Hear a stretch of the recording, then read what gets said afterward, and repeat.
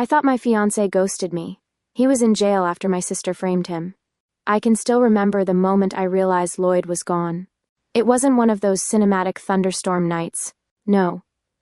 The morning sun was shining through the white curtains of our bedroom, casting soft golden light over the wedding invitations I'd laid out on the dresser the night before. My heart was full of excitement, until I noticed the untouched side of the bed. Lloyd hadn't come home. At first I convinced myself he'd had too much to drink at his bachelor party. Maybe he'd crashed at a friend's house. But as I grabbed my phone and saw the time, 7:42 a.m., my stomach tightened. I called him. Straight to voicemail. I texted him, "Are you okay? Where are you?" I waited. 10 minutes. 30. An hour. No reply. The little read receipt mocked me. My message had been seen. No answer. By noon, I was pacing around our small apartment, the scent of the white lilies from my bridal bouquet sample filling the air, mixing with the bitterness rising in my throat. My heart was pounding so loud I barely noticed the soft knock at the door. It was Kristen. Of course, Kristen. Always polished, always perfect, even in crisis. Her blonde hair was pulled into a sleek ponytail, not a strand out of place. She wore a fitted blouse and jeans that probably cost more than my entire outfit. I stood there barefoot in Lloyd's stretched-out shirt and my ridiculous pajama pants covered in pink hearts. "Oh, honey," she said, pulling me into a hug. "I came as soon as I heard. I figured you'd need someone." I didn't even ask how she knew. I just sank into the hug, too numb to care. We sat in the living room, the place that had been our little nest, mine and Lloyd's. The coffee table was cluttered with wedding magazines, ribbon samples, and a half-empty glass of champagne from my bachelorette night. The room felt like it was mocking me. Kristen patted my hand. "If he ran now, imagine what kind of husband he'd be. Maybe it's a blessing. You deserve someone who shows up, Stace." Her words stung, but I didn't argue. Because maybe she was right. Maybe I'd been too blind to see that Lloyd wasn't who I thought he was. That night, unable to sit still, I drove to Lloyd's apartment. His car wasn't there. I banged on the door, hoping, praying he'd open it and laugh. Say it was all a terrible misunderstanding. But there was only silence. I must have sat outside his building for hours, watching the windows, hoping for a light, a shadow, anything. Eventually, I gave up. I drove to an all-night bakery and ordered what I'm sure the cashier thought was a joke. "Do you have a wedding cake for one?" She stared at me, confused, but eventually handed over a small white cake with pink frosting. I took it home, sat cross-legged on the floor in front of the TV, and ate half of it with a fork, crying into each bite as a rerun of some crime show droned in the background. That was the night I told myself I'd move on, that I wouldn't be the girl left waiting. But deep down, I couldn't stop wondering, where are you, Lloyd? 3 months. That's how long it had been since Lloyd disappeared. The sharp edge of the pain had dulled. But the heaviness in my chest? That stayed. It sat with me during sleepless nights on my morning commute, in every quiet moment when my mind tried to fill the blanks he left behind. I went back to work after a week of hiding under the covers. My boss had been kind for the first 2 days, but now the sympathy glances had turned into polite impatience. I kept my head down, buried in spreadsheets and emails. Conversations about weddings made me flinch. I avoided them like the plague. My office was a sea of gray cubicles, gray carpets, gray moods. I used to joke that it felt like working inside a giant filing cabinet. Now it just felt fitting. My desk was spotless, except for a small drawer where I kept a photo of Lloyd and me at the beach. Him grinning, arm around my shoulders, his hair messed up by the wind. I hadn't had the heart to throw it away. Some days I'd open that drawer just to look at it for a second. Then I'd slam it shut like it burned. Kristen, ever the fixer, decided enough was enough. "Just a drink, Stace. It won't kill you," she said one Friday evening, leaning on the edge of my cubicle with that same too-perfect ponytail and that same too-bright smile. I sighed. "I don't know. I'm tired." "Exactly. You need to unwind. It's been months. One drink. No pressure. Just try." So I tried. Kristen set me up with a guy named Dan. Dan was nice enough, if you liked men who spent the entire night talking about their mothers and their cats. "Mom says I should really cut back on dairy," he told me, as I nodded and sipped my wine. "But Mr. Whiskers, he's my Maine Coon. He loves cheese. And if Mom saw how I spoil that cat, well, She'd probably kill me. I smiled, I nodded. I imagined myself dissolving into my chair and disappearing. Dan had a stain on his shirt. Maybe tomato sauce, maybe something worse. I couldn't stop staring at it. The whole date felt like that stain, awkward, uncomfortable, and impossible to ignore. Later, Kristen texted me, "So? What do you think?" I stared at the screen, then typed back, "If I ever need advice on cat treats, I'll know who to call." I tried, I really did. But no matter how many new faces I met, my mind kept drifting back to Lloyd. The way his eyes crinkled when he smiled. The way he used to bring me coffee in bed on Sundays, setting it down with that exaggerated "Your Highness" bow. His voice in my head saying, "Forever isn't long enough with you." Forever had lasted until the week of our wedding. I started staying late at work, losing myself in tasks just so I wouldn't have to go home to the apartment that felt too quiet. But no matter how busy I kept myself, no matter how much I tried to move on, I couldn't shake the question that haunted me. How could someone who loved me like that just leave? I didn't want to go. I really didn't. But my coworker Jenna had begged me to come to the company's quarterly happy hour. "It'll be fun, you never leave your desk. Come on, Stacey." And after too many nights alone with microwave dinners and reruns, I gave in. The bar was loud, bathed in neon lights that flickered pink and blue against the haze of cigarette smoke wafting in from the patio. The air smelled like fried food and spilled beer, and the floor was sticky beneath my heels. I clutched my drink, club soda with lime, and tried to smile as Jenna introduced me to people I barely registered. That's when I heard his name. "Lloyd?"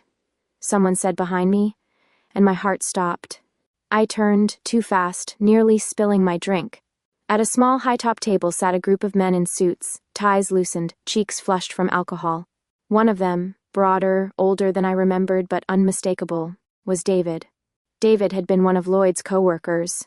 We'd gone on a few double dates with him and his wife back when things were good. I froze, listening.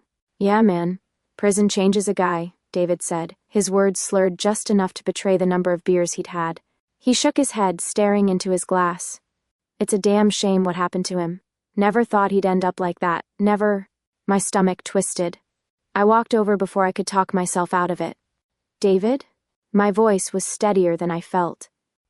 His head snapped up. His eyes widened in recognition, then darted nervously around the table. "Stacey."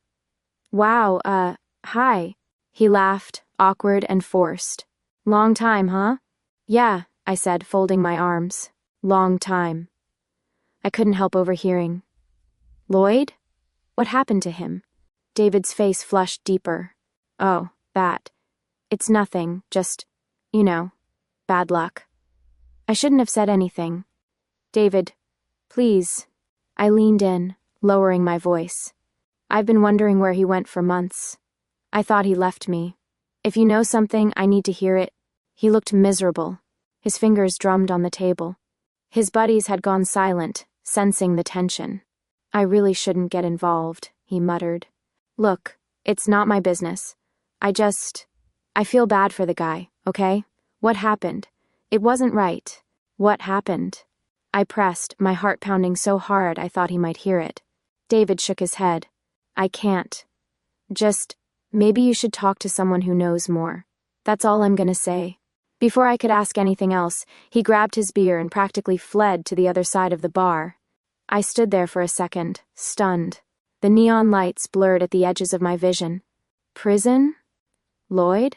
I left the bar without saying goodbye to Jenna, my mind racing. That night, I sat on my couch, laptop balanced on my knees, and searched. I didn't know what I was even looking for. I tried his full name. News articles. Arrest records. Social media mentions. Anything. The hours ticked by. The apartment was silent except for the soft hum of the fridge and the frantic tapping of my fingers on the keyboard. What happened to you, Lloyd? And why didn't I see it sooner? The next morning, after barely a few hours of restless sleep, I found myself staring at my laptop again, eyes gritty and sore. I'd spent the night digging through every public record I could access, but what I needed wasn't online. I needed someone who knew the real story. I remembered Lloyd mentioning his lawyer once, an older man, friend of his father's. I dug through old emails and found the name. Samuel Adler. A few calls later, I was sitting in the waiting room of his office. my leg bouncing with nervous energy. The building was old, probably elegant once, now tired. The paint on the doorframe was chipped, and the carpet smelled faintly of mildew. Inside, the office was a jumble of books, papers, and legal pads stacked in precarious towers. The only thing that looked polished was the brass nameplate on the desk: Samuel Adler, attorney at law. Samuel himself emerged from behind the clutter, a kind-faced man with silver hair and kind eyes that crinkled when he smiled. Ink smudged his fingers, and his glasses were smudged too. "Miss Reid," he said, extending a hand. I wasn't expecting to be here," I admitted, shaking his hand. "But I need to know what happened to Lloyd." He hesitated, motioning for me to sit. "It's complicated. I'm not leaving until you tell me," I said, surprising myself with how firm my voice was. Samuel sighed, settling behind his desk. He pushed aside a stack of files and folded his hands. "Lloyd was accused of embezzling funds from his company," he began quietly. "It was a shock to all of us. And then, well, there was a statement from a woman. She claimed Lloyd had threatened her when she confronted him about it."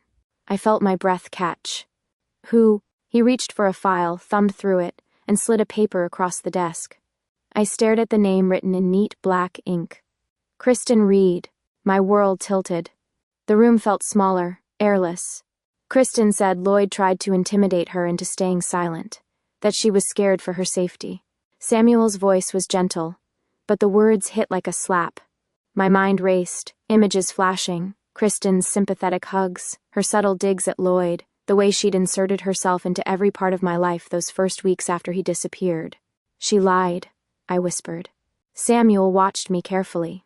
"I can't say that, but I can say the case was built mostly on her testimony. There wasn't strong evidence of the embezzlement, but the judge believed the witness. Lloyd didn't want to fight it. He was devastated, said he didn't want to drag you through it." Tears burned behind my eyes, but I blinked them away.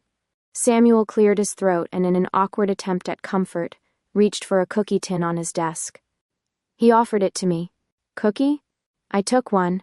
It had "Best Lawyer" written in icing, already cracked down the middle. As I bit into it, the rest of the cookie crumbled in my hand, scattering crumbs across my lap. I couldn't help it. A shaky laugh escaped. "Sorry," he said, smiling gently. "Those have been in that tin for weeks." I set the broken cookie down and rubbed my temples. "All this time, I thought he left me." Samuel's voice was soft. "No, Miss Reid. He was trying to protect you, even from the truth." I left his office with my head spinning, the pieces of the puzzle snapping together in a way that made me sick. Kristen, my own sister.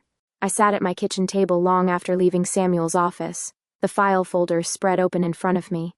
The neat handwriting on the statement leapt off the page like a slap. I'd seen that handwriting on birthday cards, on sticky notes Kristen left on the fridge, on the back of envelopes addressed to me. There was no denying it. Kristen's name wasn't just on the document. Her words, her lies, were etched in ink that had rewritten my life. I stared at it for what felt like hours, rage and heartbreak fighting for space in my chest. How could she? Why? The next day, I couldn't hold it in anymore. I drove to my parents' house, my hands gripping the steering wheel so tight my knuckles turned white. The streets blurred past in a haze, my mind replaying every moment Kristen had comforted me. Her hugs, her soft-spoken reassurances that I was better off without Lloyd. Mom opened the door with a warm smile that faded as soon as she saw my face. "Stacey? Sweetheart, what's wrong? Where's Kristen?" My voice was flat, cold. "She's in the living room." I stepped inside, the familiar scent of cinnamon and coffee doing nothing to calm me. The walls were lined with family photos, birthday parties, vacations, holidays where we all smiled as if nothing could touch us. Now, every picture felt like a lie. Kristen was curled up on the sofa, scrolling through her phone like she didn't have a care in the world. She looked up, startled. "Stacey? What's going on?" I held up the statement. My hand shook, but my voice was steady. "You want to tell me what this is?" Her eyes widened, but only for a second. Then she forced a laugh. "Where did you get that?" "From Lloyd's lawyer. I know everything. The fake testimony, the lies. You're the reason he was taken from me." She stood, the mask slipping just a little. "You don't understand." "No," I snapped. "I don't." So make me understand. Why would you do this? Why would you ruin his life? Our lives? Kristen's face hardened, the pretense falling away. Because he was never for you, she hissed. You deserve better. He was weak, Stacey. A loser playing at being a good guy. You couldn't see it. You were so blinded by your fairy tale. I saved you from a life of disappointment. My heart pounded so loud I thought it would burst. You didn't save me, I said, my voice low. You destroyed me. She took a step forward, but I held up a hand. Don't. Just don't. I want you out of my life, out of my home. Don't call me, don't come near me. You're no sister of mine. Stacey, get out. For a moment she hesitated. Then she grabbed her purse and stormed out, slamming the door behind her so hard a picture rattled on the wall. I sank onto the couch, my chest heaving. The room felt too quiet now, too heavy with everything that had been said. I looked at the photos again, the smiling faces, the memories that now felt tainted. But beneath the pain, something else stirred. Determination. Kristen had taken so much. I wasn't going to let her take the rest of my life too. The day Lloyd was released, the world seemed to shift beneath my feet. I don't think I breathed properly until I saw him standing there, at the edge of the park where we'd agreed to meet. It was early evening, and the soft scent of blooming flowers drifted on the breeze. The sky was streaked with pink and gold, the first stars timidly appearing above us. He looked thinner than I remembered, his shoulders hunched like he was trying to make himself smaller, to take up less space. His face was sharper, gaunt, but his eyes... Oh, his eyes. They were the same. Warm, kind. For a second, I just stood there, afraid to move, afraid this was a dream I'd wake from. He saw me and smiled. Tentative. Like he wasn't sure he was allowed. I stepped closer, my heart racing. Do I look like someone who would ghost you? He asked, voice soft, but touched with that familiar humor. I let out a shaky laugh, tears blurring my vision. Well, you do look like someone who's seen a ghost. We both stood there, caught between wanting to close the distance and unsure if we had the right. I thought about this moment so many times, he said, his hands clenching and unclenching at his sides. And I never knew what I'd say. Me neither. I wiped my eyes with the sleeve of my jacket. I imagined yelling, or throwing something at you, or maybe both. He chuckled, but it came out hollow. You have every right to... There was a long pause. The sounds of the park filled the space between us. The rustle of leaves, the distant laughter of children, the chirp of crickets starting their nightly chorus. I didn't leave you, Stacey, he said at last. His voice broke on my name. I never would have left you. I know, I whispered, and I meant it. We finally moved, closing the gap between us. He hesitated, then reached out, fingers brushing mine like he was afraid I'd pull away. I didn't. I took his hand, gripping it tightly, grounding myself in the reality of him. I should have fought harder, he said, guilt shadowing his features. I thought staying quiet would protect you. I didn't want you dragged into the mess. I didn't want to see you hurt. You were hurt instead, I said, my voice trembling. And I didn't even know. He squeezed my hand. Kristen? I nodded. She won't hurt us again. For a while we just stood like that, holding on, relearning the shape of each other. How do we fix this? I finally asked, my voice barely above a whisper. We take it one day at a time, he said, and we don't let anyone else decide what we are anymore. I rested my forehead against his chest, feeling the steady beat of his heart, and for the first time in months, I felt like I could breathe again. The weeks after Lloyd's release felt like stepping into the light after too long in the dark. Nothing was easy, not at first. We had to relearn each other, relearn trust, relearn what it meant to plan a future that didn't feel like it might crumble beneath our feet. We talked. A lot. Sometimes until the sun came up, sitting on a blanket in the park, or at the tiny kitchen table in my apartment, or walking aimlessly through the neighborhood. We talked about what had happened, about what we'd lost, about what we still wanted. Lloyd found work with an old friend who ran a small business and didn't ask questions. I started writing again, something I'd given up after he disappeared. Together we began house hunting, not for the dream home we'd once pictured, but for something that felt like ours in this new chapter. As for Kristen, word of what she'd done spread faster than I could have imagined.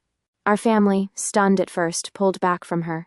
Friends she'd carefully cultivated over the years stopped returning her calls. I heard through the grapevine that she'd been asked to resign from her job. No one wanted to be associated with her after the truth came out. And though part of me thought I'd feel satisfaction, I didn't. Not really. When I thought of Kristen now, it was with a dull ache, the kind that comes from realizing someone you loved wasn't who you believed they were. I didn't rejoice in her fall, but I felt relief. Relief that she couldn't hurt us anymore. One warm spring evening, Lloyd and I sat on the porch of our new place, a small house with peeling paint and a creaky porch swing, but ours all the same. The sun was setting, casting everything in soft gold.